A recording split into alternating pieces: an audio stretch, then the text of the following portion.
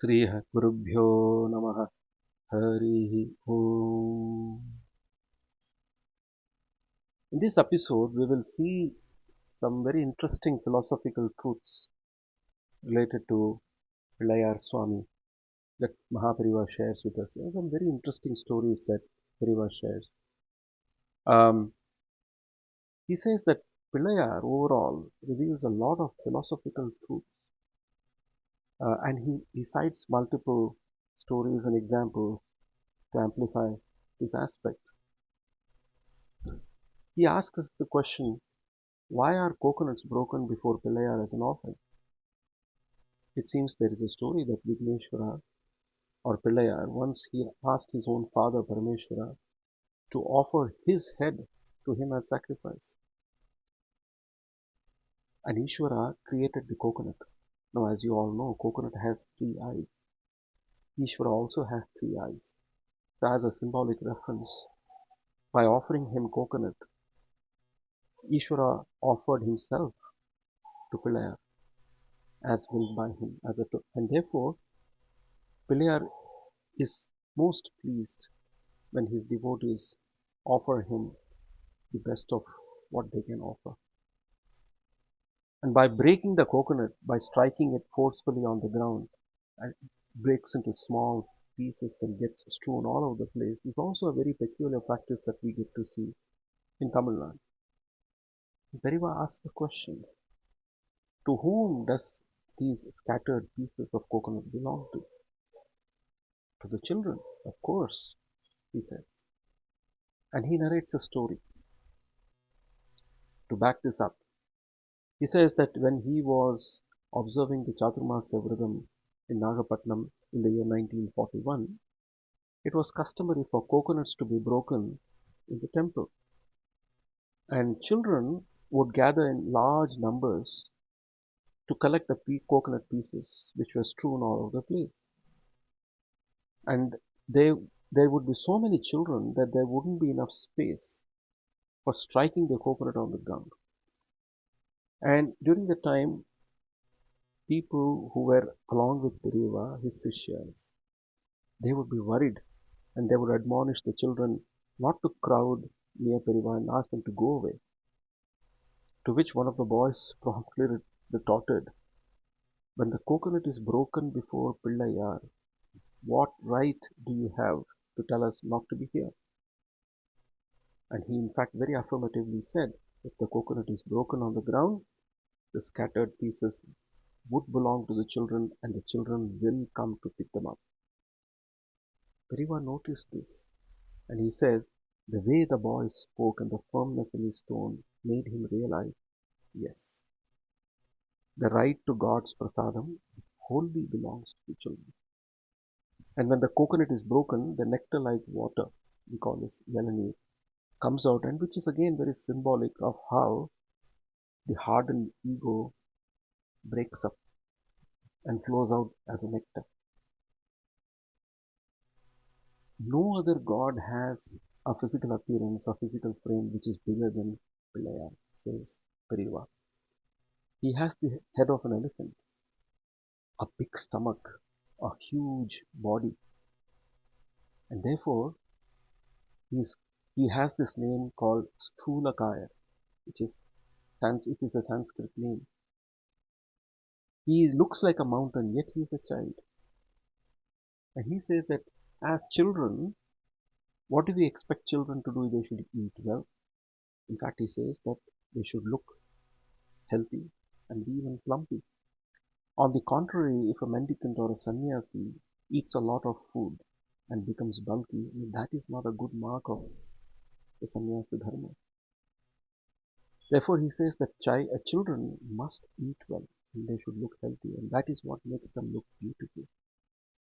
And again, as another symbolic reference, he says the child god Pilaya, with modakam in his hands, conveys the message that children should eat well and look healthy. Ganapati has the face of an elephant with a huge body. Yet, contrary to this, he has the mouse as his vehicle. All other gods have different vehicles. Some have a bull, a horse, a bird, etc. Yet Pilayar chooses the mouse as his vehicle. But Periava says that in spite of his huge size, Pilayar sits very lightly on the mouse so that the mouse does not feel the strain of Pilayar's weight, thus demonstrating that in spite of his size, Sthulakaya, Pilayar will sit very lightly in the hearts of his devotees. How beautiful! Every animal takes pride in some part of its body.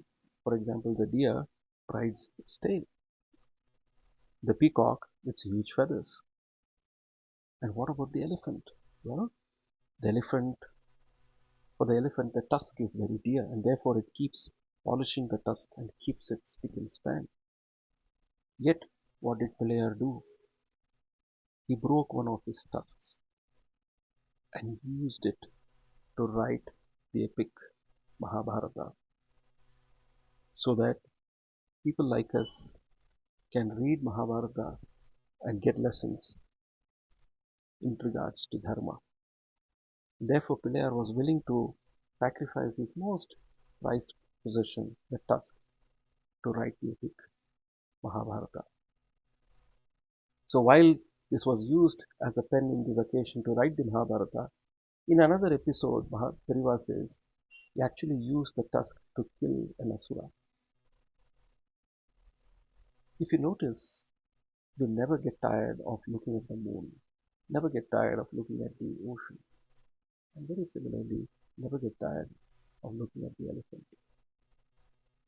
And so says Periava that his devotees will never, in fact, his devotees will experience joy by seeing Pelayar every time. In fact, he was born in the midst of bliss, says Periava. When a Rakshasa named Bhandasura used the Vigna mantra to prevent Ambal's army from approaching him, Parameshwara at that time cast a joyful look at Ambal, and in the process, Vigneshwara was born. Vigneshwara destroyed the Vigna mantras and helped his mother conquer Bhandasura. And since he was born of Parvati and Parameshwara, he is really the prime cause of the universe, and therefore is called as Pralayar in a special way. Whichever god one may choose to worship, the only way that their prayers will fructify is by offering their prayers initially to Pilayar. In fact, there is a sect which considers Pilayar himself as the first and the absolute God and worship him and him alone. Such a practice is called Ganapatyam. One would have also noticed where we double up before Pilayar by holding our ears by our hands and perform a knee bending exercise. We popularly call this as Topikarnam in Tamil. There is a story associated with this, Periava says. Once in a joyful mood, in a playful mood, Pilayar swallowed Vishnu's Sudarshan Chakram. And Vishnu was Pilayar's mama, and he was obviously worried. And he wanted to get back the Sudarshan Chakram, but he knew that given Pilayar's extraordinary strength, it would not be easy. And Vishnu thought of a ploy to get the Sudarshan Chakram out of Pilayar's mouth.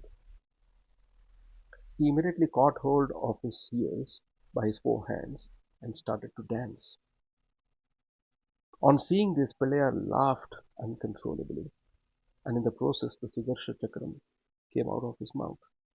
Vishnu immediately caught hold of, took possession of the Sudarshan Chakram and took it away.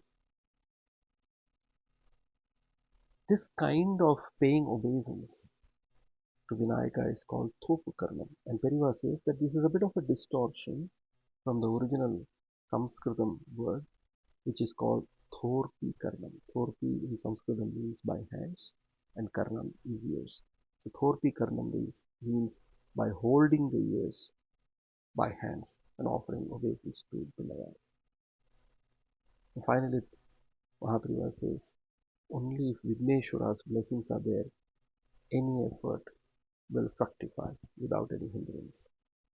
Pelayar is the beautiful child god who removes all obstacles and showers his blessings.